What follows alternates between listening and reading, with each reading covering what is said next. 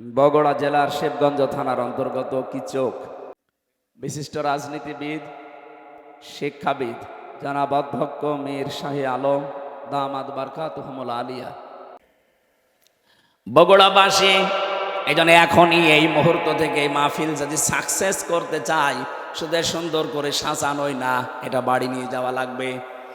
যাদের মোবাইলে এমন দৃশ্য তৈরি করা আছে ডিলিট করেন, যেটা নিচে দেখলে আনন্দ পান, অন্য দেখলে আপনার লজ্জা লাগে। এরকম দৃশ্য নেই, এই কথা বলছেন এখানে। এইরকম দৃশ্য যাদের আছে, নিজে দেখলে খুব আনন্দ লাগে, মজা লাগে, অন্য কেউ দেখলেই আপনার লজ্জা লাগে। এটা ডিলিট করবেন। কারা কারা হাত তোলেন তো? ওই মুরব্বী, দেখি মোবাইল, দেখি দেখি কি আছে, দেখি। কি আশ্চর্য! হ্যাঁ, দাঁড়িয়েলা মানুষ, কি রেখেছেন আপনি মোবাইলে? এক্ষণে ডিলিট করেন, করেন। আপনার ওয়াজ শুনতে আসাচ্ছে, ওল্টা ভাটা জিনিস ডাউনলোড করে আপনি ওয়াজ শুনতে এসেছেন, এক্ষণে ডিলিট করে বাড়ি যাবে। আল্লাহ আমাদের চোখের হক আদায় করার জন্য কয়েকটা জিনিস কোরআনে কারিমে আমাদের সামনে এনে দিয়েছেন। আফালা ইয়ানজুরুনা ইলাল ইবিলি কাইফা খুলিকাত ওয়া ইলাস সামাই কাইফা রুফিআত ওয়া ইলাল জিবালি কাইফা নুসিবাত ওয়া ইলাল আরদি কাইফা সুতিহাত। বলেন আল্লাহু আকবার। আল্লাহ পাক বলেন, ও দুনিয়ার মানুষেরা, নজর করে একটু দেখতে পারো না? চোখ দিলাম, উঠের দিকে তাকাতে পারো না? মরুভূমির জাহাজ বানিয়েছি ওইটা আমি। তোমরা একটু জমিনের দিকে তাকাতে পারো না? এটা বিছানা বানিয়ে দিয়েছি। ওই আকাশের দিকে তাকাও, খুঁটি ছাড়া বিশাল ছাদ মাথার উপরে রেখে দিয়েছি। পাহাড়ের দিকে তাকাও, পেরেক স্বরূপ পাহাড়কে আমি জমিনের সাথে গেড়ে দিয়েছি। ও বন্ধুরা, পেরেক যখন মানুষ মারে, এই যে তক্তার উপরে পেরেক মারা না নেই? এই পেরেক যখন মারে তক্তার উপরে, ওই যে সামনে একটা আল বেরিয়ে থাকে চ্যাপটা মতো, এই চ্যাপটা অংশ এতটুকু হলে ভেতরে যা গিয়েছে চ্যাপটার চাইতে 20 গুণ বড়। কথা বলেন না কেন? আপনি পেরেক যদি এইটা, আল্লাহ বলেন পেরেকের মতো পাহাড়কে জমিনে গেড়ে দিলাম, তার মানে পাহাড় যত বড় আছে উপরে, চাইতে 20 ডবল নিচে আল্লাহ গেড়ে দিয়েছেন। এই যে পঞ্চগড়ের পাশে হিমালয় পাহাড়, আপনি চিন্তা করেন 36,000 ফিট, এত বড় বিশাল পাহাড় উপরে যদি থাকে, ভেতরে এরকম 20 গুণ আল্লাহ গেড়ে দিয়েছেন। আল্লাহর ক্ষমতা কি! সাথে বিশ্বাস করি আল্লাহ একজন আছে। আরে ভাই, তার ক্ষমতা কি জানেন? কিয়ামতের আগে তা 7 তবক আসমান আর জমিন পুরাতন কাপড়ের মতো আল্লাহ নিজের হাতের ভেতরে গটিয়ে নেবেন। জোরে বলেন আল্লাহু আকবার। আল্লাহ আমাদেরকে এগুলো দেখিয়ে দেখিয়ে আমাদের বিবেকটা নাড়া দিচ্ছে। কি হয়েছে তোদের? আমার ক্ষমতা সম্পর্কে ধারণা আসে না? 8, 5, 13টা জিনিস এক হয়ে যাওয়ার পরে আস্তে করে মায়ের পেট থেকে ধরে নিয়ে আসলাম। তোর একটা বারের জন্য বিবেক কাছে লাগে না? কেন তোরে আমি এভাবে বানিয়ে নিয়ে আসলাম? পৃথিবীর অন্যান্য সৃষ্টিকে, এ মানুষগুলো, এই সৃষ্টি জগৎকে আমি কত দুনিয়ায় তাদেরকেও নিয়ে আসি, কিন্তু এত সম্মান দিয়ে নিয়ে আসি না। শুধু আশরাফুল মাখলুকাত হিসাবে তোদেরকে আমি এত সম্মান দিয়ে দুনিয়ায় নিয়ে আসি। মারা যাওয়ার পরে তাদেরকে আমি ফেলে দেব যেখানে সেখানে না, তাদের সম্মানজনক একটা দাফন কাফনের ব্যবস্থা পর্যন্ত আমাদের করা লাগে। কথা বলেন ঠিক কিনা? যে আদমকে এত সম্মান দিলেন বিবেকের কারণে। কিসের কারণে? বিবেক আছে বলে আপনার এত সম্মান। বিবেক না থাকলে আপনি যদি পাগল হয়ে যান, আপনার এত সম্মান দুনিয়ায় কেউ দেবে না। সুতরাং আপনার যে বিবেক আছে, এটা আজকে থেকেই কাজে লাগাবেন। এমনকি জাহান্নামে যাবে যারা, মেন গেটে যে ফেরেশতা দাঁড়িয়ে আছে, দারোয়ান ফেরেশতা মালিক, ও জিজ্ঞাসা করবে, আলাম ইয়াতিকুম রাসূলুম মিনকুম ইয়াতলুনা আলাইকুম আয়াতি রাব্বিকুম ওয়া ইউনযিরুনাকুম লিকা ইয়াউমিকুম হাযা। কি তোমাদের কাছে কি নবী রাসূল যায়নি? এই জাহান্নামের যে আযাবের কথাগুলো তারা কি তোমাদেরকে শোনায়নি, সতর্ক করেনি? প্রত্যেকটি জাহান্নামী মানুষগুলো এক বাক্যে জবাব দেবে, ক্বালু বালা কদ জানা নাযীর। হ্যাঁ, আমাদের কাছে সতর্ক বার্তা নিয়ে এসেছিল। নবী হয়তো আসে নাই, নবীর ওয়ারিসরা এসেছিল। সত্য কথা বলতে হবে, মিথ্যা বলা যাবে না। সত্য পথে চলা লাগবে, মিথ্যা পথে চলা যাবে না। সত্যকে মিথ্যার সাথে মিশ্রণ করা যাবে না। দায়িত্ব জীবনে যেইটা যেইটা আছে পালন করা লাগবে, এই কথাগুলো আমাদের স্মরণ করিয়েছিল। কিন্তু মনে মনে ভাবতাম এইটা, আর বলতাম ফাকাল্লাবনা ওয়া কুলনা মা নাযালাল্লাহু মিন শাই। মনে হয় বেটা মিথ্যা কথা বলছে, এরকম কিছু আল্লাহ নাযিল করেনি। এরকম ধারণা এদেশে কারো নেই এখন। এত ভেঙে ভেঙে কথা বলার পরে অনেকের মনের ধারণা, না, মনে হয় আল্লাহ এরকম কথা দেয়নি, আমি কি বানিয়ে বলছি? বলেন বলেন।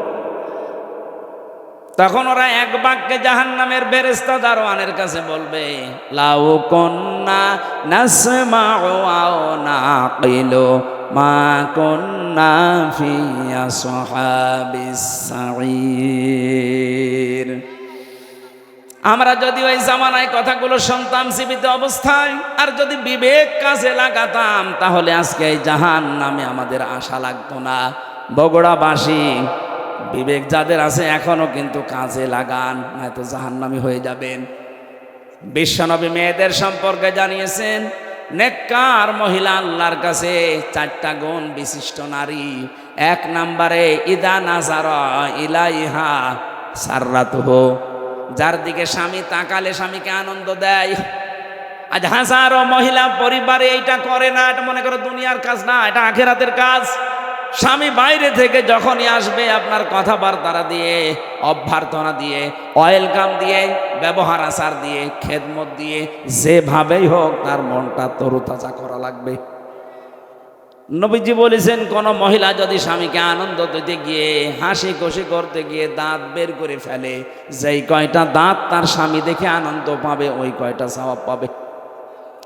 ওরা দাঁত দেখায় স্বামী বাদ দিয়ে বিয়াইকে, দোলা ভাইকে।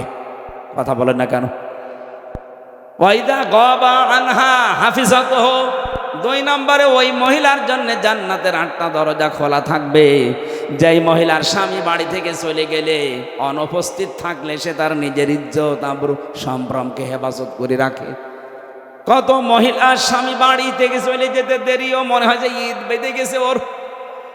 বলুন, পরকীয়া প্রেমে যারা লিপ্ত, মেয়েদের অভ্যাস একটা আছে জন্মগতভাবে, ওরা যদি একবার কোনো জিনিসের শান্তি পেয়ে যায়, জীবন চলে গেলে ওই জায়গা ছাড়তে চায় না।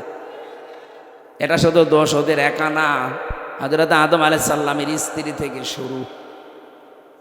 জান্নাতে যখন ছিল, শয়তান যে মেন গেটে বলছিল, আকাসামাহুমা ইন্নী লাকুমা লামিনান নাসিহিন, আমরা আল্লাহর নামে কসম দিয়ে বলছি, আমি তোমাদের হিতাকাঙ্ক্ষী।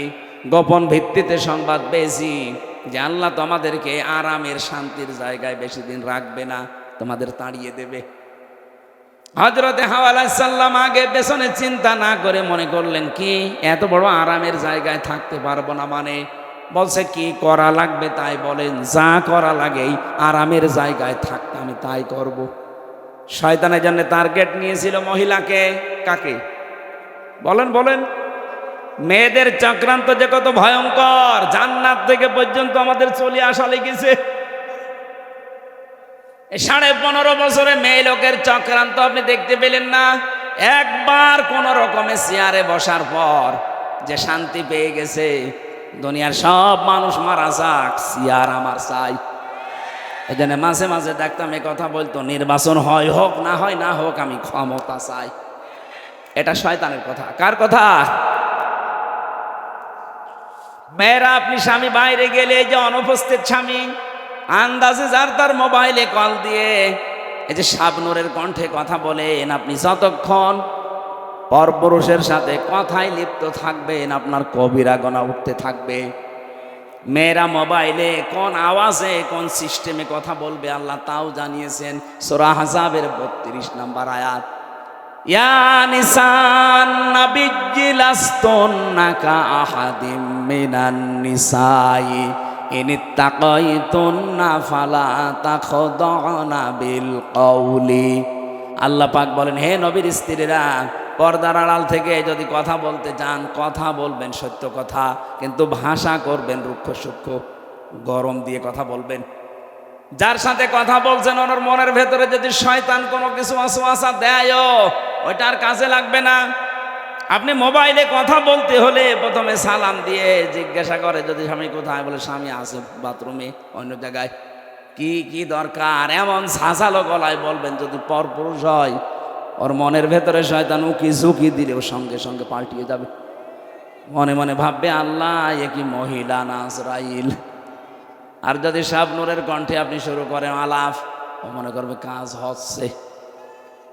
একদিন, 2 দিন, 5 দিন পরে দেখবেন 2 সন্তান ফেলে দিয়ে উনি আল্লাহর রাস্তায় পালিয়েছে। এই জন্য স্বামী যখন বাড়ি থাকে না, স্বামীর সন্তান, স্বামীর সম্পদ, স্বামীর ইজ্জত, আবরু হেফাজত করে রাখা নেককার মহিলার গুণ। 3 নাম্বার, ওয়াতুইনু আলা দীনি যাওজাতিহা। যখন স্বামী বাইরে থেকে দিনের কাজ কারবার করার জন্যে থাকবে, তখন তাকে আপনি ছাড় দেবেন, সাহায্য করবেন, সহযোগিতা করবেন, উৎসাহ দেবেন। তো অধিকাংশ মহিলারা এটাই নেই। দিনের কাজে, মানবতার কাজে, 10টা মানুষের কর্মসংস্থান তৈরি করার জন্য স্বামী কাজ করছে, আপনি তারও উৎসাহ দেবেন। আরো কথা বলেন না কেন? একটা মসজিদ বানিয়ে দিলে কয়জন মানুষ নামাজ পড়বে? নাই 2000। কথা বলেন না কেন? একটা রাস্তা যদি কেউ সংস্কার করে দেয়, একটা ব্রিজ বানিয়ে দেয়, লক্ষ লক্ষ মানুষ রাস্তায় হাঁটবে। 1000 মসজিদ বানানোর চাইতে একটা ব্রিজ, কালভার্ট সংস্কার করা আল্লাহর কাছে দামি। এরকম মানবতার পক্ষে যে কাজগুলো, মানবতাকে সাহায্য করার জন্যে, আল্লাহর দ্বীন প্রচারের জন্যে, কায়েমের জন্যে, প্রতিষ্ঠার জন্যে যারা কাজ করে বেড়ায়, নেককার স্ত্রীর কর্তব্য হচ্ছে তাকে উৎসাহ দেওয়া, সাহায্য করা। খাদিজাতুল কুবরা এইটাই করেছিলেন নবীর জন্যে। এই জন্যে আল্লাহ তাকে নিজে সালাম পাঠিয়েছেন। সুবহানাল্লাহ বলতে পারেন নাই? আপনাকে সালাম দেবে কি করে? আপনি তো আরো বাধা দেন। আপনার স্বামী কি মদ গাঁজা খেয়ে বেড়াচ্ছে? সে তো মানবতার পক্ষে কাজ করছে, 10টা মানুষের কর্মসংস্থান তৈরির জন্য চেষ্টা চালাচ্ছে। সমাজের জন্য কাজ করে যারা, মানবতার জন্য, ইসলামের জন্য, তাদের স্ত্রীরা যেন ছাড় দেয়, সাহায্য করে, উৎসাহ দেয়। এটা নেককার মহিলা। 4 নাম্বারে, স্বামী যেটা পছন্দ করে, নেককার হতে চাইলে ওইটা আপনাকে পছন্দ করা লাগবে, যদি জায়েজ হয়। আমি সহ যত স্বামী এখানে আছি, প্রতিটি স্বামী আমরা চাই এবং পছন্দ করি মন থেকে। যে কোরআন হাতে নিয়ে বলছি, মন থেকে আমি চাই এবং পছন্দ করি বিয়ের পরে যেন আমার মা বাবা আমার সাথে থাকে। কথা বলেন না কেন? 100টার আজ 98টা মহিলা এটা চায় না। হ্যাঁ, নামাজ পড়ে, রোজা রাখে, কালো বোরকা পরে, কিন্তু স্বামীকে মাঝে মাঝে খোঁচায়, কি আর কতদিন একসাথে থাকবা, আলাদা হবা না। এই কথাটা শুধু ওই মেয়ে লোকের না, ওই মেয়ে লোককে হাওয়া দিচ্ছে ওই মেয়ে লোকের মা আর বড় বোন। ওখান থেকে শুধু হাওয়া দেয়, আর কতদিন থাকবি একসাথে, আরামে খেতে চাইলে আলাদা হ। এরকম শাশুড়ি আর বড় শালি কার আছে? হাত তোলেন তো। একজন আছে না? কি ইয়ার কি মারা কথা না, ওরা আছে, সত্যি আছে। সম্মানিত মা বোনেরা, আপনি মনে করেছেন আমি নামাজ পড়ি, রোজা রাখি, কালো বোরকা পরি, জান্নাত আমি পাবো না? পাবে কে? কে বলেছে আপনি জান্নাত যাবেন? জান্নাতে যেতে হলে আপনার স্বামী যেটা পছন্দ করে ওটা যদি জায়েজ হয়, আল্লাহর কসম আপনার কষ্ট হলেও মেনে নেওয়া লাগবে। এই যে কয়েকদিন আমি গিয়েছিলাম আগে নীলফামারী কিশোরগঞ্জ থানা, একটা বৃদ্ধাশ্রমে ঢুকলাম। কতগুলো মা আর বাবা বসে আছে, তাদের চোখের দিকে তাকালেই মনে হচ্ছে ওরা সন্তানের জন্য বরদোয়া দিচ্ছে। কত কষ্ট লাগে একটা সন্তান বড় করতে। যারা বাবা আছে জিজ্ঞাসা করে দেখেন, একটা ছেলে একটা মেয়ের পেছনে 25 বছর 22 বছর শ্রম দেওয়ার পরে তার বিয়ে দেওয়া হয়। আমার মনে হয় আমার এই ছোট্ট মেয়েটাকে নিয়ে আমি যে ঝামেলায় আছি, আমাকে নিয়ে আমার বাবা মা ঠিক এই ঝামেলায় ছিল। প্রতিটি মানুষের পেছনে তার মা বাবা ঠিক এইভাবে শ্রম দিয়েছে। অথচ লাইন ধরে এই লাইনে বাবা, এই লাইনে মা বসে আছে বৃদ্ধাশ্রমে, সবগুলোর সন্তানই আছে। এতে সন্তানগুলো নিজেরা বড় ধাক্কা সহ্য করতে না পেরে বৃদ্ধাশ্রমে মাকে রেখে গেছে। সূরা আরাফ পড়েছি। এই আরাফের প্রথম বাংলা অর্থ হচ্ছে আরাফ মানে প্রাচীর। আরাফ মানে নবীজি বলেন জান্নাত আর জাহান্নামের মাঝে আল্লাহ একটা প্রাচীর দিয়ে রাখবে। কিছু মানুষকে আল্লাহ দাঁড় করিয়ে দেবে, ওদেরকে আল্লাহ জাহান্নামও দেবে না, জান্নাতেও দেবে না। সাহাবী প্রশ্ন করলেন, হুজুর জান্নাতে দেবে না কেন? নবীজি বলেন এরা আর যাই করুক মা বাবার হক আদায় করতো না, তাদের সাথে খারাপ ব্যবহার করত। আজকে গতকালকে বগুড়াতে একটা ছেলে মাকে জবাই পর্যন্ত করে ফেলছে।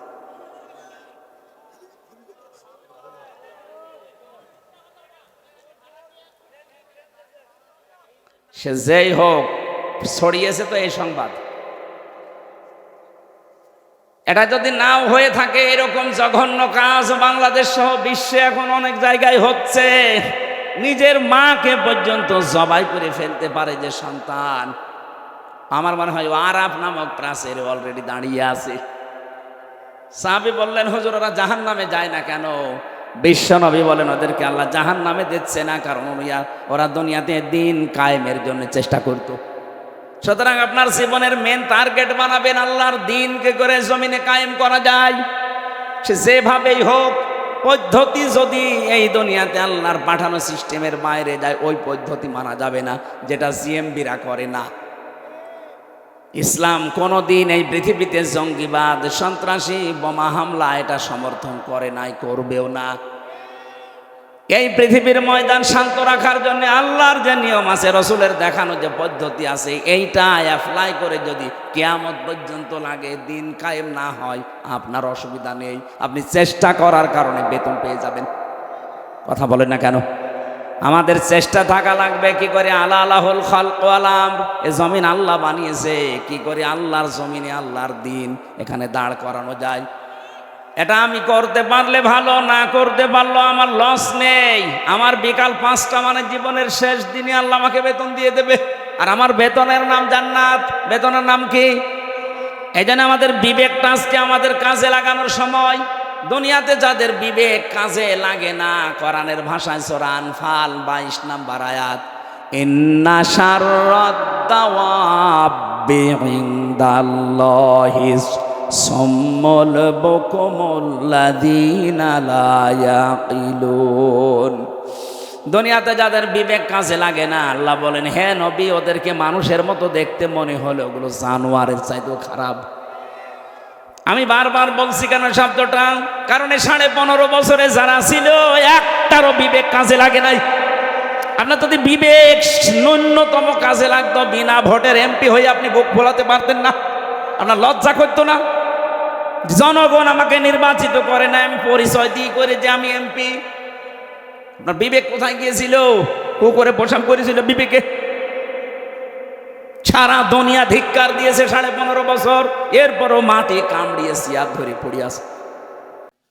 আলোচনা রেখেছেন মাওলানা হুসাইন আহমেদ মাহফুজ চুয়াডাঙ্গা। উপস্থিত আছেন এই ইউনিয়নের সাবেক চেয়ারম্যান বড় ভাই জনাব আফসার আলী, মঞ্চে বসা ওলামায়ে কেরাম, সম্মানিত ব্যক্তিবর্গ, সামনে বসা মুসলমান ভাইরা, পর্দার আড়ালে সম্মানিতা মা এবং বোনেরা, এই রিভাব দেন। মাইকের এমন বদনাম হবে জীবন আর কেউ নেবে না। রিভাব দেন, আমার কণ্ঠ যদি কিছু হয় না আপনার খবর আছে। এই এখানে দাঁড়িয়ে আছেন, আবার কি দেখতে? যখন বলবো তখন বসেন বসেন। এখান থেকে উঠতে পারেন না আপনি? তাড়াতাড়ি করেন, যান এখান থেকে চলে যান। আরে ভাই এটা তো রংপুর বিভাগ না, মানুষ রংপুরের লোক নাই, সেই কি বলে জানে। আপনারা তো 3বার সরালাম, মাথা তার মার কেটে গেছে নাকি আল্লাহ জানে। রওশনের সাথে তো এত ঝামেলা করতে হবে? এই কথা বলবেন আপনারা। আমরা কোরআনে প্রবেশ করছি, 2টা শর্ত আছে কোরআন শুনতে হলে। ফাস্তামিউ লাহু ওয়া আনসিতু, এটা আমাদের মালিকের ভাষা। কার ভাষা? খুব দামি কথা কিন্তু। এক নম্বরে শোনা তো লাগবেই, চুপ থাকাও লাগবে, কারণ আল্লাহর চাইতে বড় কথা দুনিয়াতে আর কারো হতে পারে না, এমনকি তার মতো সত্য কথাও কার আছে? সুতরাং সত্য একদিকে, বড় আর একদিকে, নিশ্চুপ হয়ে থাকবেন। কালিমাতুল্লাহি হিয়াল উলিয়া, সবার উপরে থাকবে আমার আল্লাহর কথা। দল মত জাতি বর্ণ ধর্ম নির্বিশেষে, আজকে এটা শুধু জামাত বিএনপির অনুষ্ঠান না, মানুষ পদবাচ্যে যারা বিবেচিত সবার জন্য আজকের এই অনুষ্ঠান। হাদা বায়ানুল লিন্নাস, মানুষ যারা, তাদের জন্য আপনি বর্ণনা করেন। আমরা সেই উদ্দেশ্য নিয়েই বসেছি। মানুষকে আল্লাহর কালামের ভেতরে গুরুত্বপূর্ণ একটা বিষয় বিবেক, কি বললাম? এখন আর জবাব দেন না, না এটা ক্লাস চলছে, ওনারা ক্লাস নাই কলেজে, আমরা 12 মায়ের 13 ছেলে নিয়ে ক্লাস করছি। জবাব দেবেন একেবারে 1 টু ছেলে পিলের মতো। বলেন তো, গুরুত্বপূর্ণ বিষয় আজকের সাবজেক্টের নাম কি? বিবেক। আরো জোরে বলেন। বিবেক যদি কেউ কাজে লাগায় সে রাস্তা হারাবে না, আর বিবেক কাজে লাগে না, এই জন্য এ দেশটা হারিয়ে গিয়েছিল। 15.5 বছরে যারা ছিল, বলেন তো ওদের বিবেক কি ছিল না মরে গিয়েছিল? মরে গিয়েছিল। নাই তো জীবিত মানুষ পিটিয়ে যারা তার লাশের উপরে ড্যান্স দিতে পারে, এ কি মানুষ বলা যায়? পশুও তো এত নিচে নামে না। কথা বলে না কেন? সুতরাং যারা আমরা এসেছি, আমরা আশা করছি আমরা মানুষ, আদমের সন্তান, আশরাফুল মাখলুকাত। আদমের সন্তান 2 প্রকার হয়, একটা সুসন্তান, একটা কুসন্তান। আবু জেহেল, আবু লাহাব, উতবা, সাইবা, ফেরাউন, হামান, এরা ছিল কুসন্তান, এরাও আদম সন্তান। এরা কি সন্তান? আপনি এখন বিশ্বের দিকে তাকান, গুগলে সার্চ দেন, 6 জন মানুষের নাম গণহত্যার তালিকায় ভেসে আসবে, তার ভেতরে যিনি পালিয়েছে ওনার নামও আছে। তার মানে উনি গণহত্যাকারী, এটা স্বীকৃত, তামাম দুনিয়া এখন জানে। যেইভাবেই হোক চলে গেছে, আলহামদুলিল্লাহ। কথা বলেন না কেন? কাকে ধরে না এই দেশে? একটা ফকির পর্যন্ত বাদ যায়। ফকিরও তা আমার মনে হয় ভিক্ষার পরে চাঁদা দেওয়া লাগতো। এই কথা বলেন না কেন? ফকিরের চাঁদা দেওয়া লাগতো না? কি অবস্থা বানিয়েছিল দেশটাকে। জাহান্নাম কেমন হবে আমরা শুধু পড়েছি, দেখি নাই। আজকের তেলাওয়াত কিন্তু আয়াত ওই সংক্রান্ত কিছু কথা আছে, আমরা যদি টাচ দিতে পারি দেব ইনশাল্লাহ।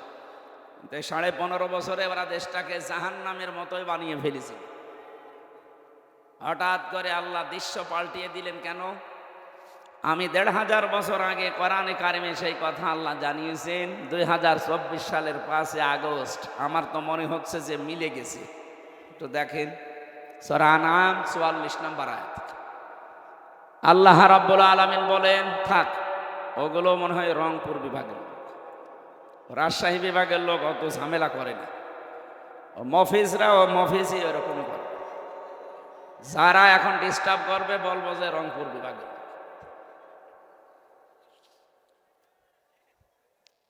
আল্লাহ পাক বলেন, ফালাম্মা নাসুমা যুকিরু বিহি ফাতাহনা আলাইহিম আবওয়াবা কুল্লা শাই। যখন মানুষগুলো আমার আদেশ ভুলে গেল, তারা ক্ষমতা নেওয়ার আগেই বলেছিল ক্ষমতায় যেতে যদি পারি মদিনার সনদে দেশ চালাবো। পোড়াটা উল্টিয়ে তারা মোদির সনদে দেশ চালিয়েছে। মদিনার সনদ বাদ দিয়েছে, মোদির সনদ যুক্ত করেছে।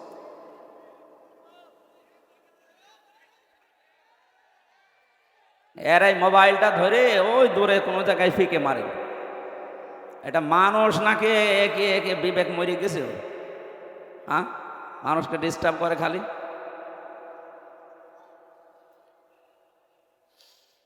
বগুড়াবাসী কোরআনে কারিমের আয়াতের কথা ছিল, যখন আল্লাহর আদেশ তারা ভুলে গেল, তখন তাদের নিয়ামতের যত দরজা আল্লাহ নিজে খুলে দিলেন।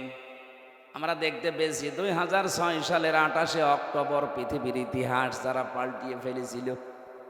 কি, যিনি পালিয়েছে উনি এখনো পর্যন্ত দেশে আসার আকাঙ্ক্ষা পেশ করছে, অথচ তারই নির্দেশে সারা দেশ থেকে লগি বৈঠা নিয়ে মানুষ পিটিয়ে হত্যা করা হয়েছে রাজধানীতে। এর আসল মাস্টার মাইন্ড, এর হুকুমদাতা হিসাবে উনি দায়ী। কথা বলে না কেন? ডাইরেক্ট ইনডাইরেক্ট মানুষ মেরে ফেলার জন্য বহু চেষ্টা দুনিয়াতে উনি চালিয়েছে। সোজা ছাপটা কথা, আমাদের এই আপনাদের বগুড়ার পুত্রবধূ, ওনাকেও হয়তো ডাইরেক্ট কিছু করে না, ইনডাইরেক্ট এতিমের সম্পদ আত্মসাতের মামলা দিয়েছে। যেই কয় টাকার মামলা দিয়েছে ওই কয় টাকার চাইতে আরো 3 ডবল টাকা বেড়ে গেছে। আমার মনে হয় তার পুরস্কার দেওয়ার দরকার ছিল। তারে যদি আপনি এইভাবে শাস্তি দিয়ে চিকিৎসা পর্যন্ত না দিতে দেন, তাহলে দরবেশ বাবার কি করা উচিত আপনি বলেন? সে তার 2 কোটি 3 কোটি না, 36,000 কোটি আপনি এক জীবনে গণনা করেও শেষ করতে পারবেন না।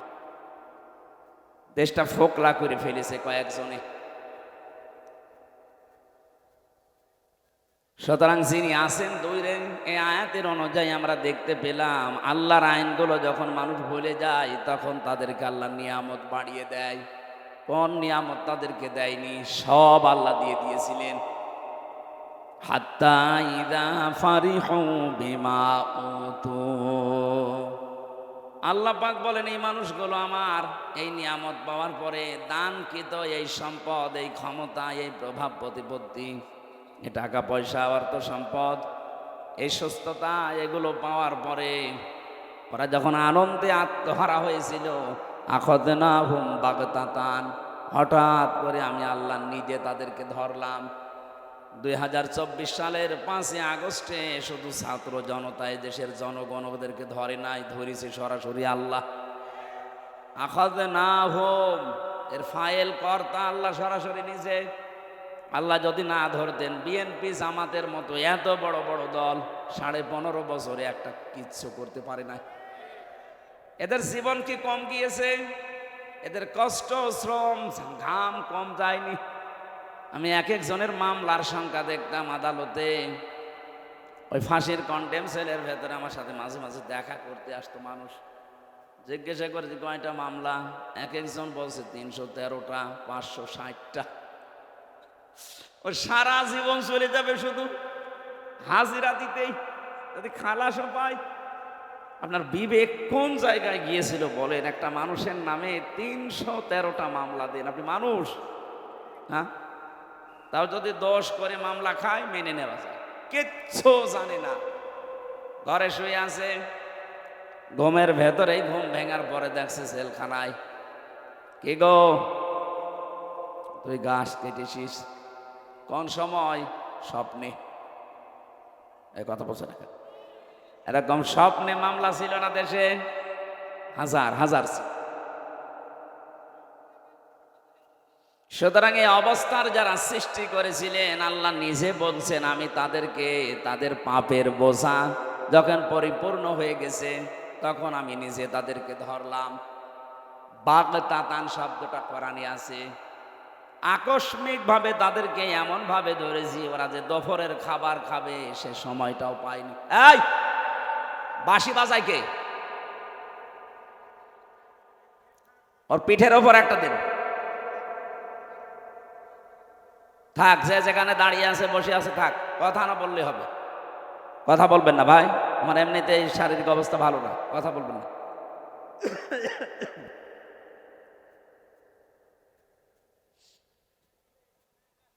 আল্লাহ পাক বলেন ফাইদা হুম মুবলিসুন, এমন অবস্থায় তাদেরকে ধরেছি যে তারা হতাশ হয়ে গেল, নিরাশ হয়ে পড়েছে।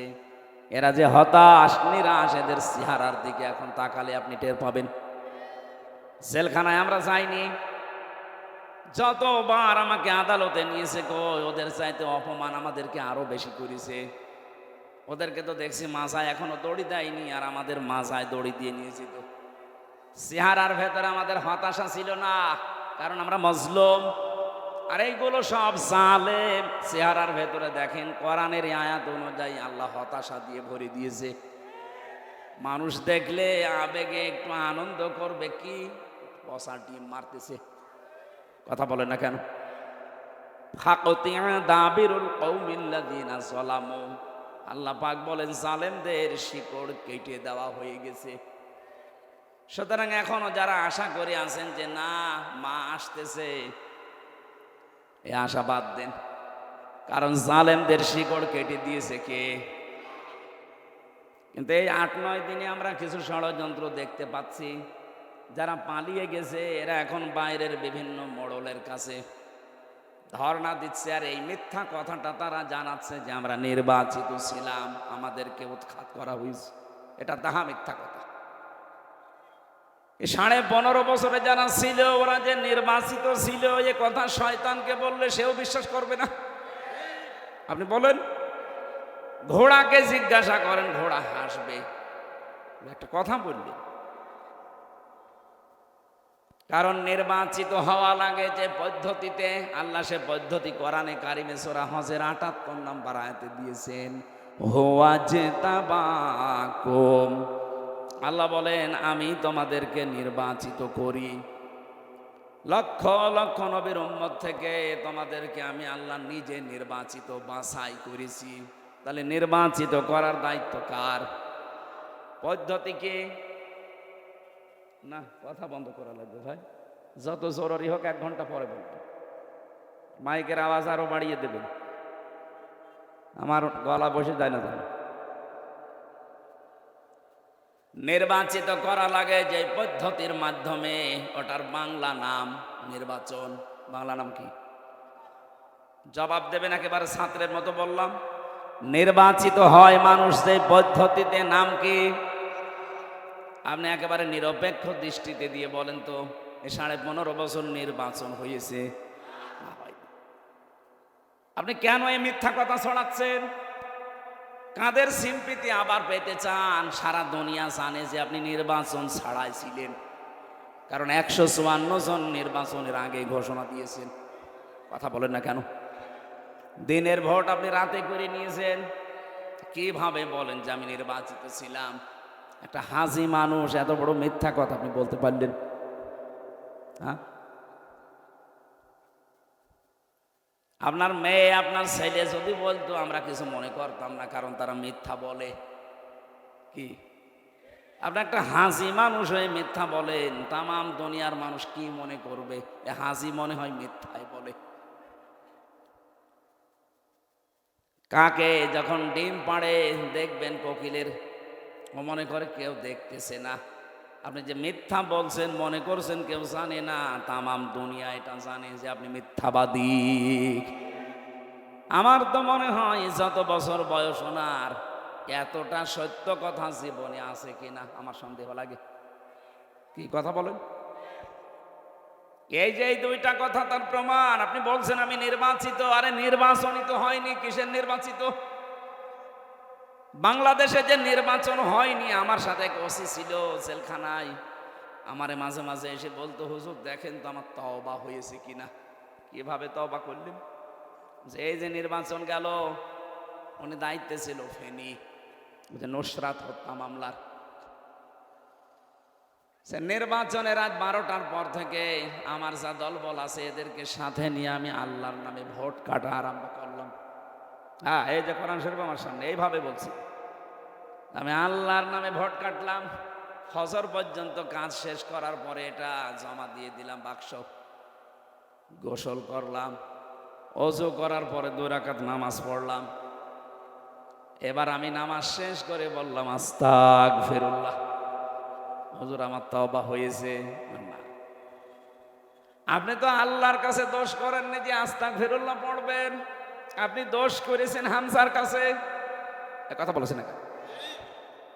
একটা এমপি বানাতে হলে 3.5 লাখ থেকে 4 লাখ মানুষের রায় লাগে, ভোট লাগে, আর আপনি সবাইটা একাই দিয়ে দিলেন আর বলছেন হুজুর আমি আস্তাগফিরুল্লাহ পড়লাম। আগে আমার মতো 4 লাখ হামজার কাছে যে স্বীকার করবেন, বলবেন যে আমার ভুল হয়ে গেছে, এখন কি করব বলেন। তারা যদি মন থেকে বলে ঠিক আছে মাফ করে দিলাম যান, তাহলে আপনি মাফ পাবেন। কথা বলেন না কেন?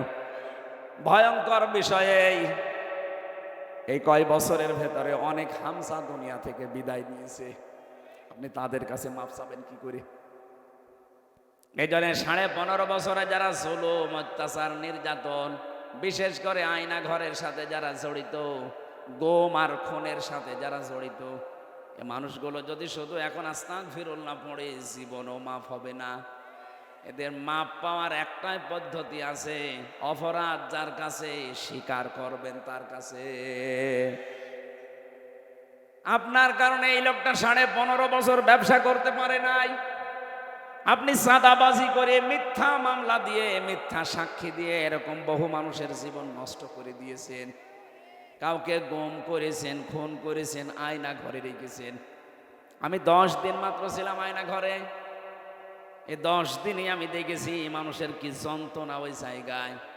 কিছু কিছু মানুষের নখ হয়ে গেছে এত বড় বড়, চুল দাড়ি গোপ মনে হচ্ছে জঙ্গল থেকে বেরিয়ে এসেছে।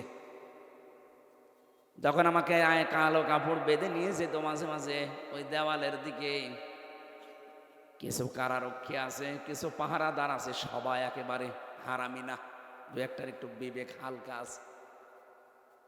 ওই মানুষগুলো যেহেতু এর আগে 17, 18, 19 সাল পর্যন্ত তারা আমার আলোচনা শুনেছে, বাইরে যে আরো শোনে, ওরা আমাকে নিয়ে যাওয়ার সময় বলতো, হুজুর আস্তে করে খুলে দেই, এ পর্যন্ত কেউ নেই।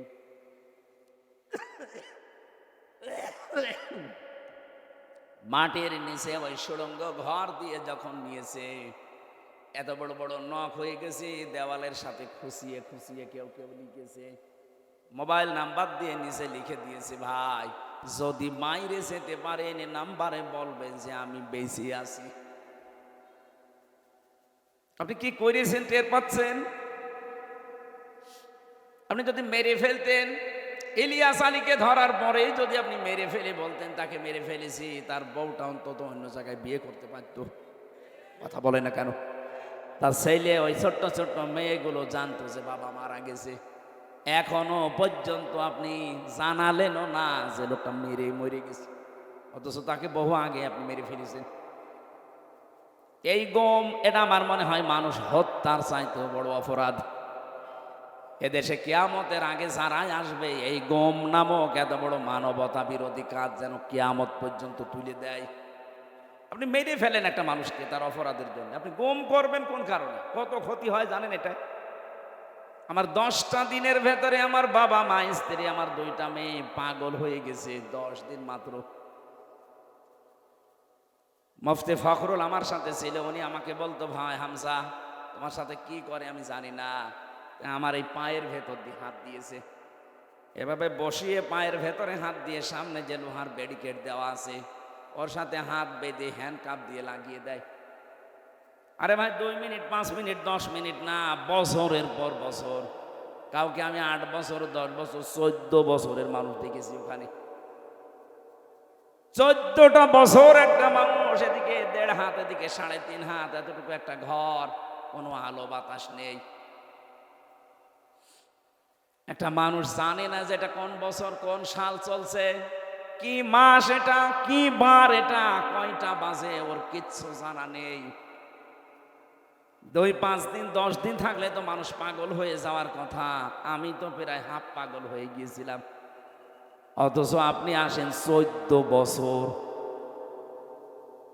আমার মনে হয় এই দেশের 18 কোটি মানুষকে মানুষ যদি যিনি পালিয়ে গেছে ওনাকে মাফ করে দেয়, ব্যারিস্টার আরমানের বউ জীবনও মাফ করবে না, ইলিয়াস আলীর বউ জীবনও মাফ করবে না। আপনি ওই জায়গায় থাকলে বুঝতে পারতেন কি করেছেন। এ কঠিন অবস্থাগুলো আপনি তৈরি করলেন, আর এখন বলছেন আস্তাগফিরুল্লাহ, আল্লাহ আমাকে মাফ করে দেন। আল্লাহর কাছে আপনি অপরাধ করেছেন, আপনি অপরাধ করেছেন আমাদের কাছে। কথা বলেন ঠিক কিনা?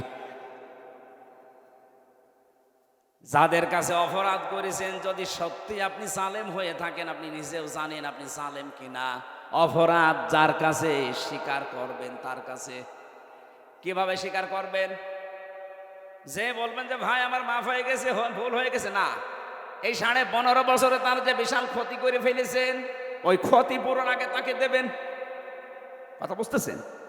আমার যে 3টা বছরে আমার বাবার কাছ থেকে প্রায় 30 লাখের উপর আপনার টাকা নিয়েছেন বিনা কারণে। এই যে কয়েকদিন আগে মামলা আমার সব খারিজ হয়ে গেল, আদালত কর্তৃক প্রমাণিত যে আমার কোনো দোষ নেই, আমি নির্দোষ। তাহলে আদালত বলছে আমার কোনো দোষ পাইনি, আমি নির্দোষ। বিনা কারণে নির্দোষ মানুষটাকে 3 বছর আপনি তাও সাধারণ জেলে রাখেননি, ফাঁসির কন্ডেম সেলের ভেতরে রেখেছিলেন। বলেন, আমি কি ওই ধরনের অপরাধ করেছিলাম?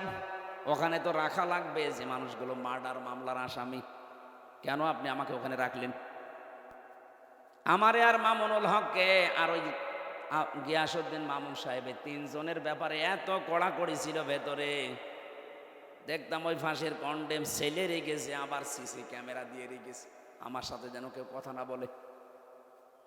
এত মানসিক কষ্ট, খাবারের কষ্ট, যোগাযোগ বিচ্ছিন্ন করে রেখেছিলেন। আর আপনি এখন আস্তাগফিরুল্লাহ পড়বেন, আল্লাহ আপনাকে মাফ করে দেবে। তা আমরা কি করছি? হায় 15.5 বছর আবার আপনাকে আমি বাঁচাতে চাই। যদি সত্যিই মাপ পেতে চান, এই মায়া কান্না বাদ দিয়ে সত্যি যদি মাপ পেতে চান, যার কাছে যে অপরাধ করেছেন এই অপরাধ স্বীকার করেন, আর ওই অপরাধের জন্য যা যা ক্ষতি হয়েছে ক্ষতিপূরণ দেন। কাউকে মিথ্যা মামলা দিয়েছেন, মিথ্যা সাক্ষী দিয়ে তাকে 5 বছর জেল খাটিয়েছেন, ওই 5 বছরে তার যে বিশাল ক্ষতি করে ফেললেন, ওই ক্ষতিপূরণ আপনাকে দেওয়া লাগবে। আমার মনে হয় এই তাওবা যদি বাংলাদেশে আরম্ভ হয়, আগামীতে যারাই রাষ্ট্রনায়ক হবে, আগামীতে যারাই দেশ নায়ক হবে, তারাও চিন্তা ভাবনা করে দেশ চালাবে। কথা বলেন না কেন? আর এই তাওবা যদি না হয় দেশে, এ পৃথিবীতে সন্ত্রাস মুক্ত করা কখনোই সম্ভব হবে না। মানুষের ভেতরে যে আছে, এ দিন দিন এদের অপরাধ প্রবণতা বাড়তে থাকবে। আমরা আশা করি আজকে থেকে অপরাধ যার কাছে করবেন, ক্ষমা চাবেন তার কাছে। একটা হাদিস বলছে, যুবতী মেয়ে এসে বলে, হে রাসূল, আমি জেনা করে ফেলেছি। নবীজি বললেন, কাউকে বলবা না, চলে যাও। মেয়েটি আবার এসে বলে, হে রাসূল, আমি জিকির করতে বলেছিলাম। আপনার মুখ বন্ধ করে বসে আছেন কোন কারণে? নাকি জবান বন্ধ করে দিয়েছে আল্লাহ? সুবহানাল্লাহ, আলহামদুলিল্লাহ, লা ইলাহা ইল্লাল্লাহ, লা ইলাহা ইল্লাল্লাহ, মুহাম্মাদুর রাসূলুল্লাহ। আল্লাহুম্মা সাল্লি আলা সাইয়্যিদিনা মাওলানা মুহাম্মাদ ওয়া আলা আলি সাইয়্যিদিনা মাওলানা। বগুড়াবাসী নবীজি 3বার মেয়েটাকে ঘুরিয়ে দিলেন। মেয়েটি আবার সামনে এসে বলে, হে রাসূল, আমাকে মুক্ত করেন। আমি এই জেনার গোনা নিয়ে মারা যেতে চাই না। আমি জানি 3টা অপরাধের শাস্তি মরণের পরে ডবল করে আল্লাহ দেবে। কয়টা? আরো জোরে বলেন। ওয়াল্লাযীনা লা ইয়াদউনা মা'আল্লাহি ইলাহান আখারা। 1 নম্বরে দুনিয়ায় যারা আল্লাহর সাথে অন্য কাউকে ডাকে তাদের শাস্তি ডবল হবে। আর এটা বাংলাদেশে বেশি। আল্লাহকে ডাকছে, কিছুক্ষণ পরে দেখবেন আলী বাবা, কেল্লা বাবা, ফতে বাবা, এগুলো চট্টগ্রাম বিভাগে বেশি। কথা বলেছেন না কেন? এই কুমিল্লা, ব্রাহ্মণবাড়িয়ায় আপনি দেখবেন ইন্টারনেটে কি জিকির চলছে। কিছুক্ষণ আল্লাহর জিকির করার পরে দেখবেন উল্টা পাল্টা জিকির। কথা বলেন না কেন? তাহলে আল্লাহর সাথে যারা অন্য কাউকে ডাকবে এদের শাস্তি হবে ডবল। ওয়ালা ইয়াকতুলুনা আন-নাফসাল্লাতী হারামাল্লাহু ইল্লা বিল হক। যারা অন্যায়ভাবে মানুষ হত্যা করে। 2024 সালের আগস্টের 5 তারিখের আগ পর্যন্ত 3732 জন মানুষ মারা গেছে সরকারি জরিপে। এদের একটাও আপনি দলিল দিতে পারবেন কোন কারণে মারলেন এদের? এই যে মানুষ হত্যার সাথে যারা জড়িত ছিলেন, টপ টু বটন প্রত্যেকের শাস্তি ডবল হবে। কথা বলেন না কেন? মানুষ হত্যার সাথে যারা জড়িত তাদের বাঁচার জন্য একটাই পদ্ধতি আছে, তাদের মেরে ফেলা লাগবে।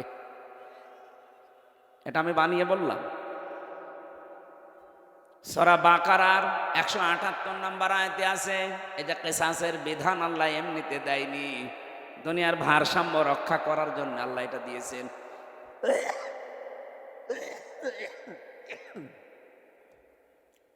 সুতরাং যারা মানুষ হত্যার সাথে জড়িত, আপনাদের আখিরাত শেষ, আপনি মারা গেলে জাহান্নামী।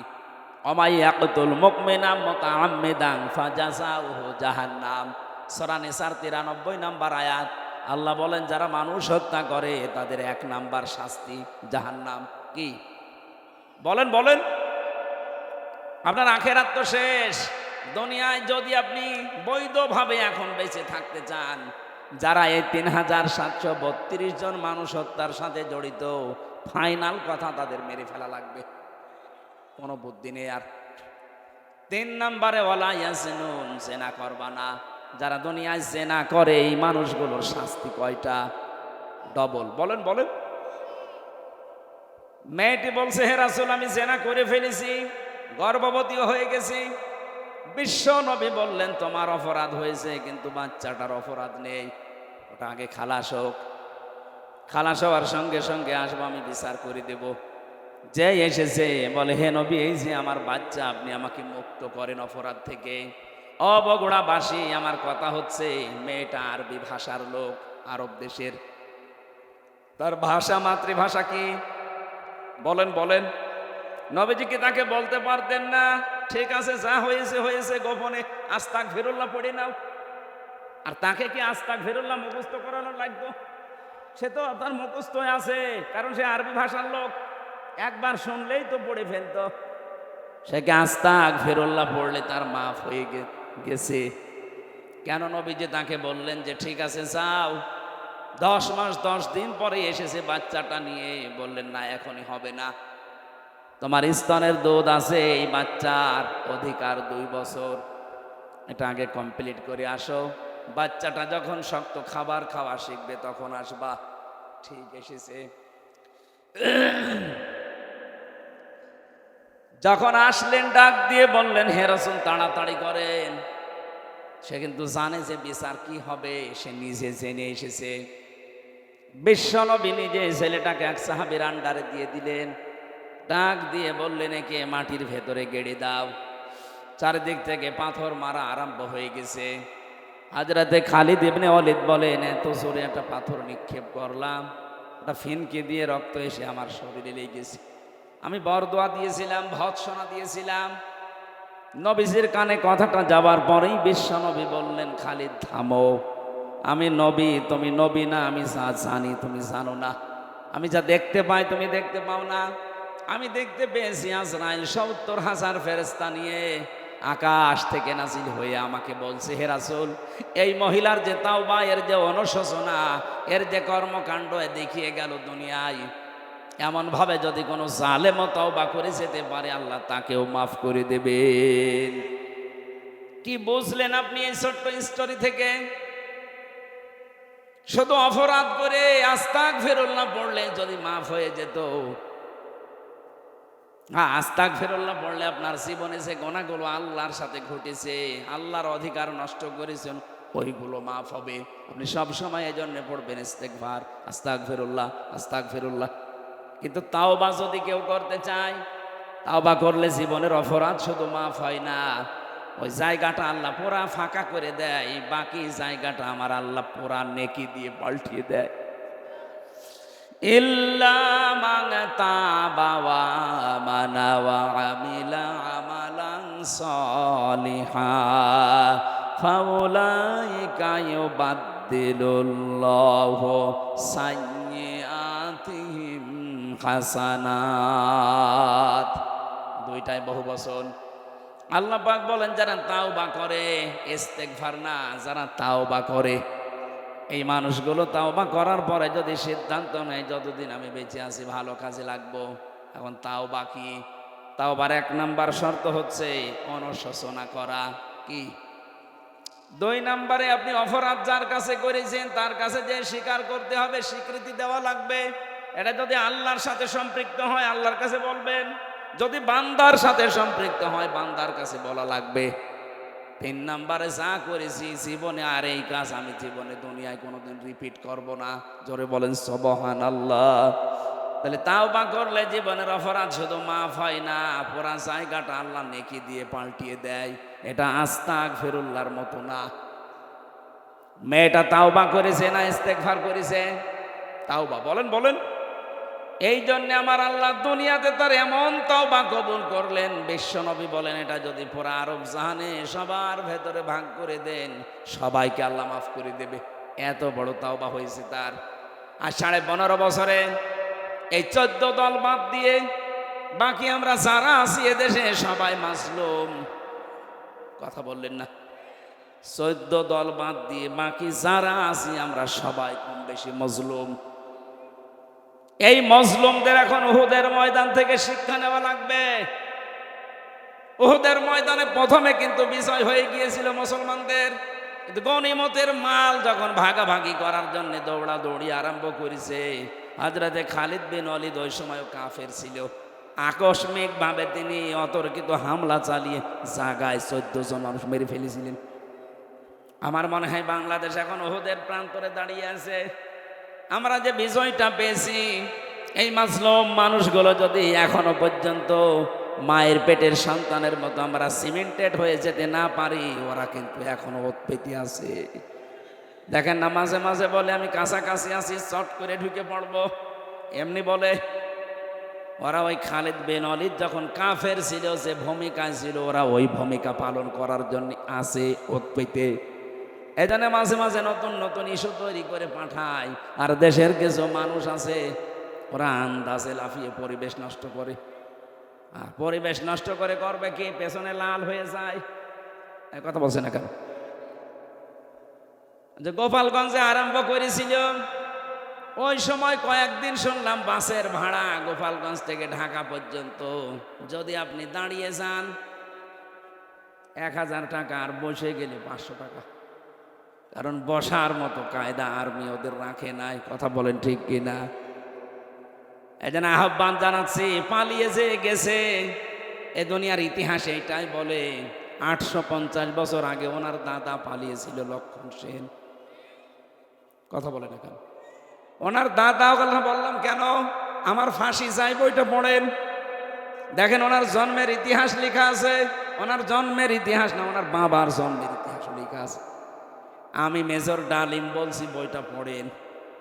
আমি 5 তারিখের পরে এই কয়েকটা বই আমি সব আগা গোড়া শেষ করে দেখেছি। আল্লাহ, আমরা ভাবি কি আর আসলে হয়েছে কি?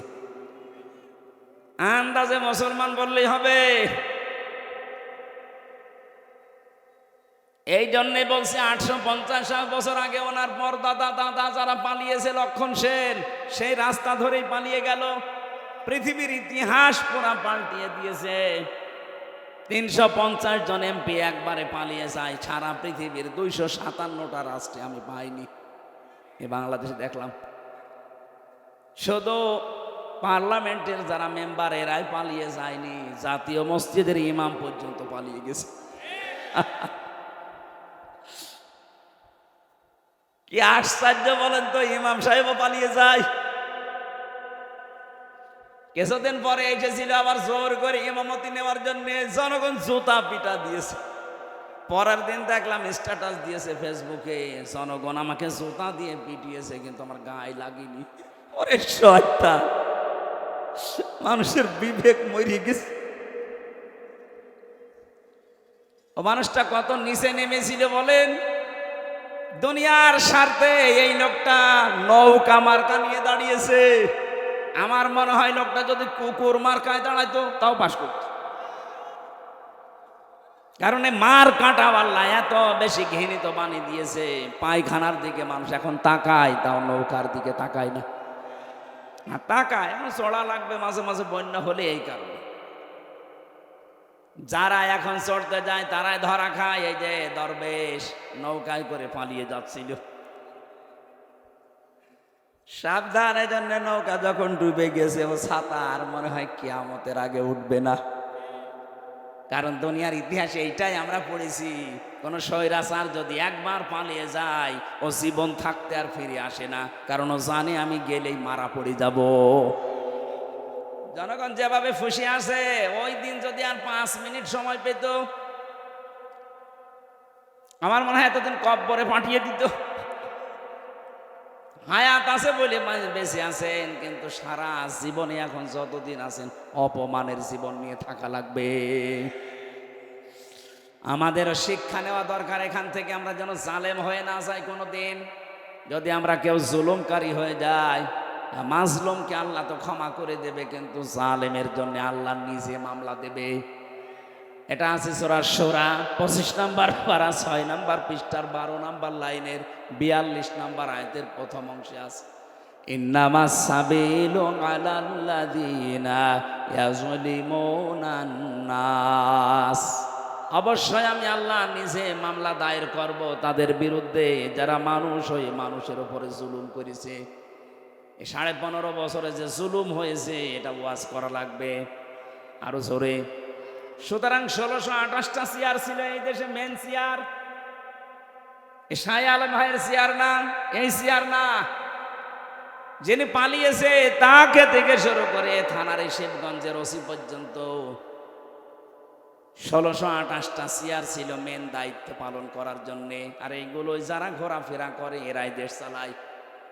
এই মানুষগুলোর প্রত্যেকটাই ছিল জালেম আর জালেমের সহযোগী, কেউ ডাইরেক্ট কেউ ইনডাইরেক্ট। এই কথা বলেন না কেন? এদের বিরুদ্ধে মামলা হামজার, বলেন শাহ আলমের, কার? আমরা অত্যাচারিত হয়েছি, আমরা যদি কিছু নাও বলি আল্লাহ আপনার বিরুদ্ধে মামলা দেবে। কারণ এই দেশের 1628টা চেয়ারের যারাই ছিল তারা আল্লাহর মামলার আসামি। আপনি শব্দটা খেয়াল করছেন? কত ওজনওয়ালা! আল্লাহর মামলার আসামি এরা। বাদী যত বড় হয় মামলা তত কঠিন হয়। বলেন, এরা আল্লাহর মামলার আসামি। এটা দুনিয়াও শেষ, জালেমদের আখিরাতও শেষ। আল্লাহু লা ইয়াহদিল কওমাজ জালিমিন। আল্লাহ বলেন আমি জালেমদেরকে হেদায়েত দিচ্ছি না, দেব না। এটা মুজারে, বর্তমান, ভবিষ্যৎ, প্রেজেন্ট, ফিউচার। কি করলেন আপনি? জালেমদের দোসর হয়ে সাহায্য সহযোগিতা করে যা কামিয়েছিলেন সেগুলো ভোগ করতে পারলেন না। আর দুনিয়া তো শেষ হয়ে গেল, আপনার আখিরাত তো শেষ। আপনি তো ছোটখাটো কোনো বাদীর আসামি না, আপনি সরাসরি আল্লাহর মামলার আসামি। আপনার দিকে তাকিয়ে এখন আফসোস হয় মাঝে মাঝে, কি করলেন আপনি? আমাদের জীবনের দিকেও একটু খেয়াল করা দরকার। আমি আমার ইমান থেকে বলছি, এখানে যারাই আমরা আছি 200 বছর পরে যদি এই জমিনে কেউ আমরা ঘুরে আসি, আমার নিজের বাড়ি, বানানো বাড়ি, আমাকে আমার নাতি ছেলে তারা উঠতে দেবে না? বলেন তো দুনিয়াটা কেমন? এই বাড়ি ঘর জমি জায়গার জন্য এমন কোনো কিছু করি নাই, সব আমার জীবনে ছিল, সে বৈধ অবৈধ বলেন। অথচ মাত্র 200 বছর পরে এখন ফিরে আসবেন, আপনাকে আপনার ছেলের 3 পুরুষের পরে আর তারা চিনবেও না, উঠতেও দেবে না। কোরআনে কারিমে আল্লাহ আমাদেরকে কথাটা বারবার আমাদের বিবেকের কাছে ধাক্কা দিয়েছেন। আমাল হায়াতুদ দুনিয়া ইল্লা মাতাউল গুরুর। ও পৃথিবীর বান্দা বান্দিরা, একটু বিবেকটা কাজে লাগাতে পারো না? দুনিয়ার জীবন কিন্তু ধোঁকা। তোমার মা বাবাও ধোঁকা, সন্তান ধোঁকা, স্ত্রী ধোঁকা। দুনিয়ায় একটু ভান করে থাকো, দেখো চোখ বন্ধ করে, সব ধোঁকা ধরা পড়ে যাবে। সুতরাং আমরা যেন পাগলামি না করি কেউ। বিশাল ধোঁকা আমাদের সামনে যেটা দেখা দিচ্ছে এখনো আছে, এই ধোঁকায় পড়ে আমি আমার আখিরাত নষ্ট কোনো করতে পারি না। আমার আখিরাত যেন আমার সামনে 1 নম্বরে থাকে, এ দুনিয়া যেন আমার পেছনে থাকে। তাহলে আখিরাত যদি কেউ 1 নম্বর বানায়, দুনিয়া আমার আল্লাহ তার কপালে যা আছে এমনি দিয়ে দেবেন। আমরা কি আখিরাত সামনে রাখতে রাজি আছে? বলেন বলেন। আমার এবার তেলাওয়াত কি আয়াত সূরা আরাফ 179 নম্বর আয়াত। আজকের আলোচনার বিষয় যেটা বলেছিলাম, নাম হচ্ছে বিবেক। নাম কি? এটা যাদেরকে আল্লাহ দিয়েছেন, এই বিবেক যাদের কাজে লাগে না, একেবারে অ্যাক্টিভ হয়ে মিশে যাবেন কোরআনের সাথে। আল্লাহ পাক বলেন ওয়ালাকাদ যারানা লি জাহান্নামা কাসীরাম মিনাল জিন্নি ওয়াল ইনস। অধিকাংশ মানুষ আর জিন জাহান্নামে যাবে, এই জন্যই তাদেরকে বানিয়েছি। কে বলছেন? প্রশ্ন আসতে পারে, তাহলে আমার দোষ কে?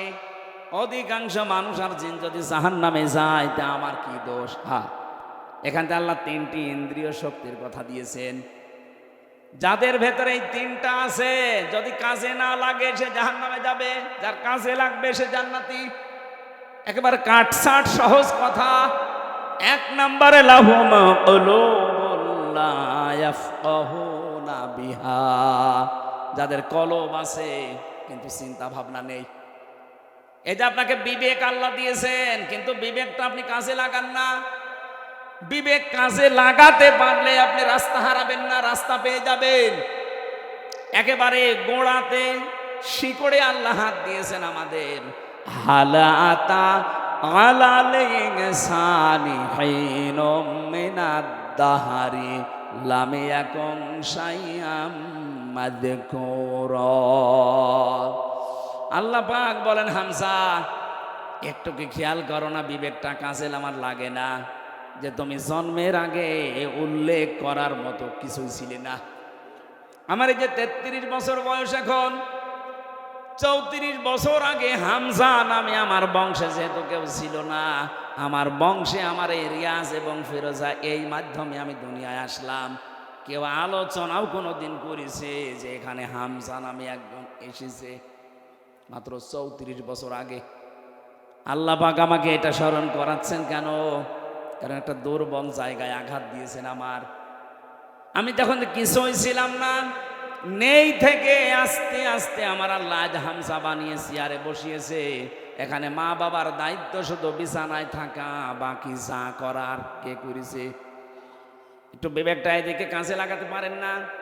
আল্লাহ আমাদের একটা স্মরণের মাধ্যম দিয়েছেন এইভাবে, ফালিয়ানজুরিল ইনসানু মিম্মা খুলিক খুলিকা মিম্মা ইন দাফিকি ইয়াখরুজু মিন বাইনিস সুলবি ওয়াত তারাইব। মানুষকে একটু নজর করে দেখে না যে কি দিয়ে তারে বানালাম? বাবার স্ফলিঙ্গ দিয়ে দ্রুত গতিতে বের হয়ে যাওয়া ওই পানিটা দিয়ে, যেটা একবার বের হলে শরীর থেকে গোসল ফরজ হয়ে যায়। যে পানির ছাড়া পৃথিবীর কোনো মার্কেটে 4 আনাও দাম নেই। কথা বলেন না কেন? কেউ ফ্রি দিলেও আপনি নেবেন না। এরকম একটা না পাক দুর্গন্ধযুক্ত পানি দিয়ে আল্লাহ আমার অস্তিত্ব আরম্ভ করলেন। আল্লাহ পাক বলেন, এই পানিটা যখন মায়ের রেহেমের ভেতরে যায়, বাবার মাকে দিয়ে আমি আল্লাহ এই 2টা না পাক পানি এক জায়গায় 4 8টা জিনিস বানাই। চুল, রগ, হাড় আর পর্দা, রক্ত, গোশত, চর্বি আর চামড়া। বিজ্ঞান ভিত্তিক আলোচনায় যখন তাফসীরগুলো আমি মিলিয়েছি, দেখেছি হ্যাঁ এই 4 8টা জিনিস এক। আল্লাহ পাক বলেন, মানুষ বানাতে কমপক্ষে 13টা উপাদান লাগে। 13টা বিষয় এক জায়গায় না হলে দুনিয়ায় আপনি আসতে পারবেন না। আসলেও অপূর্ণাঙ্গ হয়ে আসবেন। 4 8টা নয়, আপনার মার বাবা 2 জনেরটা নিয়ে বানালেন, বাকি 5টা এখনো 13 হতে কয় লাগে? এই 5টা আমার আল্লাহ নিজের রব নামের কারণে দিয়েছেন। ওয়াজআলা লাকুমুস সামআ ওয়াল আবসারা ওয়াল আফইদা। আল্লাহ বলেন, শ্রবণ শক্তি, দর্শন শক্তি, বাক শক্তি, আকেল শক্তি আর ঘ্রাণ শক্তি, এর ভেতরে যদি একটাও তোকে কম দিতাম, দুনিয়ায় আসতে ঠিক কিন্তু অপূর্ণাঙ্গ হয়ে। যদি বাক শক্তি না দিতাম, কথা বলতে পারতে না। বিজ্ঞান এখন প্রমাণ করছে কয়েক ইঞ্চি জায়গায় মানুষ যে কথা বলে, এক একটা কথা তৈরি হতে 27টা ধাক্কা লাগে। কয়টা? আপনি কম্পিউটার ভেড়াবেন, আমি যা দেখিয়ে দিতে পারবো। 27টা স্তর পার করার পর একটা কথা তৈরি হয়। পৃথিবীর কেউ আপনাকে এই কথা বলার যোগ্যতা দেয়নি। দিয়েছে কে? দুঃখজনক হলো সত্য, এই 15.5 বছরে আল্লাহর এই বাক শক্তি জালেমরা কেড়ে নিয়েছিল। ওরা বন্ধ করে দিয়েছিল আমাদের কথা বলার যোগ্যতা। কথা বললেও বলতে পারতাম না। কথা বলেন না কেন? কথা তো বলবো আমার মনে যেটা আছে, যেটা বৈধ কথা ওইটা, অথচ আমাদের কণ্ঠনালী চেপে ধরত। আমরা চাই কিয়ামতের আগে আমাদের এই বাক শক্তি কেউ যেন রুদ্ধ করে দিতে না পারে। কথা বলেন। আমার এই অধিকার আমার আল্লাহ দিয়েছেন, আপনি কেন বন্ধ করলেন? কোরআনে কারিমে আল্লাহ যত বড় বড় রহমতের কথা তিনি জানিয়েছেন, তার ভেতরে 4টার কথা সবচাইতে বেশি জানিয়েছেন। 1 নম্বরে আর রহমান আল্লামাল কোরআন খলাকাল ইনসানা আল্লামাহুল বায়ান। আল্লাহ পাক বলেন, আমি যে রহমান, আমার দয়া দেখতে চাও, পৃথিবীর সবচাইতে বড় দয়া কোরআনে কারিম তোমাদেরকে দেওয়া। লক্ষ লক্ষ নবী পাঠিয়েছিলাম দুনিয়ায়, কোন নবীকে আমি আল্লাহ কোরআন দেয়নি, তোমাদেরকে দিয়েছি। এটা আমার বড় নিয়ামত। এটাই শুধু না, আমি তোমাদেরকে মানুষ বানিয়েছি। মায়ের পেটের ভেতরে আমি আল্লাহ নিজে তোমাদের মানুষ বানিয়ে শেষ করে দেইনি, কথা বলার যোগ্যতা দিয়েছি। এই যে কথা বলতে পারা কত বড় নিয়ামত। এই আয়াতের ব্যাখ্যায় হাদিস এসেছে, বিশ্বনবী জানিয়েছেন, বিজ্ঞান তো বলেছে 27টা স্তর পার করা লাগে, নবীজি বলেছেন প্রতিটি স্তরে একটা একটা করে আল্লাহর ফেরেশতা বসে আছে। এর কাছে ও, ওর কাছে এ, এর কাছে এ, এভাবে সিরিয়াল আকারে দিতে দিতে সর্বশেষ আমাদের এই মুখের গর্ত দিয়ে একটা কথা আল্লাহ বের করে দেয়। ধাক্কা লাগে কয়টা? 27। বলেন বলেন। আপনাকে যদি এই শক্তিটা আল্লাহ বাক শক্তি না দিত, বাকি 4টা দিত, তাহলে আপনি আসতেন কিন্তু বোবা হয়ে কথা বলতে পারতেন না। আরে ভাই, এইটার জন্য তো কিয়ামত পর্যন্ত সেজদায় পড়ে থাকার কথা। দর্শন শক্তি আল্লাহ আমাদেরকে দিয়েছেন, আলাহুম আ'য়ুনুল লা ইউবসিরুনা বিহা। কি হয়েছে? চোখ দিলাম তোদেরকে, কেন দেখিস না? যেটা দেখার দরকার মানুষ ওইটা দেখে না, যেটা দেখা দরকার না, নিষিদ্ধ, ওইটার দিকে মানুষের চোখ বেশি। বলেন, একটু কন্ট্রোল করা যায় না নিজেকে? আজ কত মানুষ নিজের বৈধ স্ত্রী বাদ দিয়ে পরকীয়া প্রেমে 180 মাইল বেগে লাইন চালাচ্ছে। নাকি এলাকায় শুরু হয়নি? নিষিদ্ধ বস্তু দেখতে দেখতে চোখের পর্দা কালো হয়ে গেছে। যেটা দেখা দরকার না ওইটা যদি কেউ বারবার দেখে, আমার আল্লাহ চোখের উপরে 2টা জিনিস দান করে, তার বৈধ জিনিসগুলোর প্রতি ঘৃণা জন্মিয়ে যায়। সেদিন একজন স্ট্যাটাস দিয়েছিল আমাকে, বলছে আমার বৈধ স্ত্রী কয়েক বছর সংসার করার পর একটা সন্তানও দিয়েছে, কিন্তু এখন আমার আর ভালো লাগে না। বাইরের মেয়ে লোক দেখলে খুব ভালো লাগে, আনন্দ লাগে। বললাম, এই রোগ থেকে মুক্ত হওয়ার জন্য 2টা পদ্ধতি আল্লাহ দিয়েছেন, ঔষধ। এখানে যাদের এরকম অভ্যাস আছে, নিজের জায়েজ স্ত্রী এখন আর ভালো লাগছে না, বাইরেরটা দেখলেই কেমন জানি আকর্ষণ তৈরি হয়, নাকি এলাকায় নেই? যদি এরকম মন মানসিকতা কারো তৈরি হয়, উলঙ্গ অর্ধ উলঙ্গ নাচ দেখলে আনন্দ লাগে, তাদেরকে আপনি কোরআনে কারিমের ঔষধ 2টা বলছি। সূরা নূর 18 নম্বর পারা 12 নম্বর পৃষ্ঠা 7 নম্বর লাইনের 30 নম্বর আয়াত। তো বাড়ি যে এই আয়াতটা একটু তাফসীর পড়বেন। অকুল লিল মুমিনিনা ইয়াগুদ্দু মিন আবসারিহিম ওয়া ইয়াহফাযু ফুরুজাহুম যালিকা আযকা লাহুম ইন্নাল্লাহা খাবীরুম বিমা ইয়াসনাউন। বলেন আল্লাহু আকবার। আল্লাহ পাক বলেন, হে নবী, মুমিন পুরুষ যারা আছে এখানে তাদেরকে আপনি বলে দেন, তারা যেন তাদের চক্ষুকে নিম্নগামী করে রাখে পর স্ত্রী থেকে, পর নারী থেকে। 2 নম্বরে তাদের লজ্জা স্থানকে হেফাজত করে। প্রশ্ন আসতে পারে, 2টা কাজ করা অত সহজ? হ্যাঁ, সহজ না। এই জন্যই তো আল্লাহ আপনাকে এত দামি বানিয়েছে।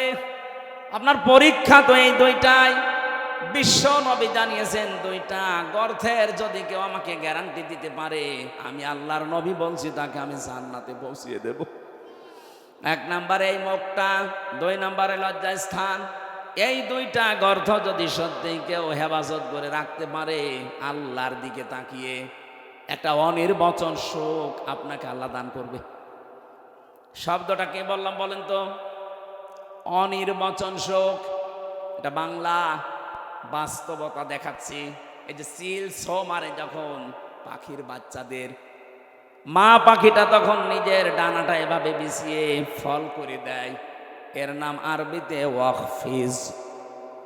আল্লাহ বলেন ডানা এভাবে ডাউন করার পরে ফল করে দেয়, যখন ষাট করার পরে যখন ফল করে, তোমরা দেখতে পাও পাখির এই মরগুলো এত মোলায়েম, এত নরম, এত সফট, একটার সাথে আরেকটা যখন মিলে যায়, ডাউন করার পরে যখন ফল করে, এর নিচে বাচ্চাগুলো যে একটা আনন্দ পায়, একটা শোক পেয়ে যায়, ওদের মনে মনে এই চিন্তা, এই বিশ্বাস তৈরি হয় যে যেখানে আসি এখানে অন্তত দুনিয়ার কেউ সো মেরে নিয়ে যেতে পারবে না।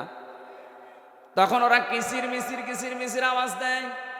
বাংলাতে এদেরকে বলা হয় অনির্বচন শোক। আপনি যদি সত্যি আল্লাহর ভয়ে আজকে আপনার এই চোখের যে গোনা আছে এটা বন্ধ করে দিতে পারেন, আপনার হৃদয়ের ভেতরে আল্লাহ আলাদাভাবে একটা শোক নিজে দান করবেন। আল্লাহ এত বড় লাথি দিয়েছে, এখন আদালতে নিতে গেলেও দেখি লাথি খাই। কয়েকদিন আগে ইনো একটা লাথি খেয়েছে না?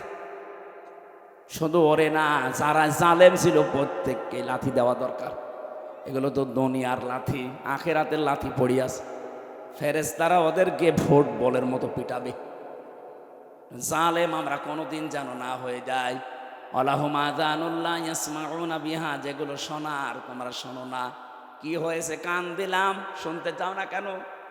উলাইকা কালানাম, এই তিনটি ইন্দ্রিয় শক্তি যাদের দিলাম, যারা কাজে লাগায় না, এই মানুষগুলো জানোয়ার। কে বলছেন? বলেন বলেন। আপনি নিজেকে এবার নিজে প্রশ্ন করে দেখেন তো, আল্লাহ আপনাকে বিবেক দিয়েছে, চোখ দিয়েছে, কান দিয়েছে, যাদেরকে দেয়নি তাদেরটা বাদ দিলাম, কিন্তু যাদের দিয়েছে আপনি কি জবাব দেবেন? এক অন্ধ আমার সাথে খাবার খাচ্ছিল, এটা কুমিল্লায়। হঠাৎ দেখে বিদ্যুৎ চলে গেল, আমরা চিল্লা পাল্লা আরম্ভ করেছি। অন্ধ আমার হাত চেপে ধরে বলছে, হুজুর চিল্লান। মাত্র 1.5 মিনিট 2 মিনিট কারেন্ট চলে গেছে, আপনি চিল্লাচ্ছেন। অথচ আজ 42 বছর আমার জীবনে কারেন্ট নেই। আল্লাহ যদি চোখটা সত্যি আপনাকে না দিত, কি হইতো বলেন তো আপনার জীবনে? কত লাতি গোতা, কত মানুষের অপমান অপদস্থ সহ্য করা লাগবে। এই জন্য কাজে লাগান। এটা যদি দেখার শক্তি পেয়েছেন, শোনার শক্তি পেয়েছেন, বিবেকটা আল্লাহ দিয়েছে, পাগল বানায়নি। সত্যি যদি কাজে লাগাতে না পারেন, আপনি আল্লাহর কাছে জানোয়ার। আল্লাহ বলেন বালুহুমা দল, তার চাইতেও তুই আমার কাছে নিকৃষ্ট। উলাইকা হুমুল গাফিলুন, তুই গাফেল। আর গাফেলের জন্য আল্লাহর বানানো বাগান জান্নাত নেই।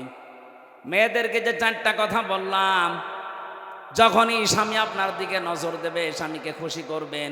স্বামী বাইরে গেলে হেফাজতে রাখবেন নিজের লজ্জাস্থান, নিজের সন্তান, স্বামীর সম্পদ।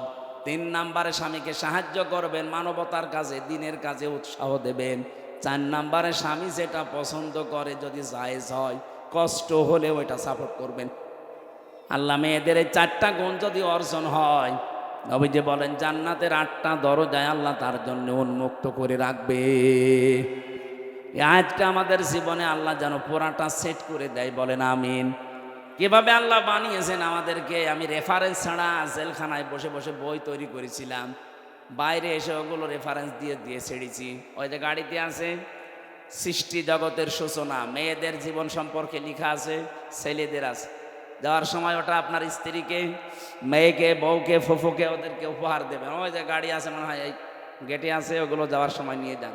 আজকের মতো কালকে যেহেতু অনুষ্ঠান আছে, আরও বড় মাওলানা আসবে, আজিজুল ইসলাম ভাই, আমি দোয়া করে শেষ করছি, ওটা যাওয়ার সময় নিয়ে যান। আল্লাহুম্মা আমিন। লা ইলাহা ইল্লা আনতা সুবহানাক ইন্নী কুনতু মিনাজ জালিমিন। রব্বুল আলামিন 2 দিন ব্যাপী তাফসীরুল কোরআন মাহফিলের প্রথম দিনে বগুড়া শিবগঞ্জের কিচকের এই মাটিতে আমরা হাত তুলেছি। যত মানুষ আমরা কোরআনের কথাগুলো এই 1.5 ঘন্টা পর্যন্ত শুনলাম, আমাদেরকে মাফ করে দাও। আলোচনা সওয়াবগুলো নবীজির রওজায় পৌঁছিয়ে দাও। মা বাপ যারা হারিয়ে ফেলেছে, আল্লাহ মা বাপকে ক্ষমা করে দাও। রব্বুল আলামিন বগুড়ার মাটি মানুষের সন্তান শহীদ রাষ্ট্রপতি জিয়াউর রহমানকে কবরে তুমি মাফ করে জান্নাত দিয়ে দাও। তার স্ত্রী অসুস্থ, আল্লাহ শেফায়ে কামেলা জিলা নসিব করে দাও। তার ছোট সন্তান তা দুনিয়া থেকে বিদায় নিয়েছে, আল্লাহ তার কোকো ভাইয়ের কবরকেও জান্নাত বানাও।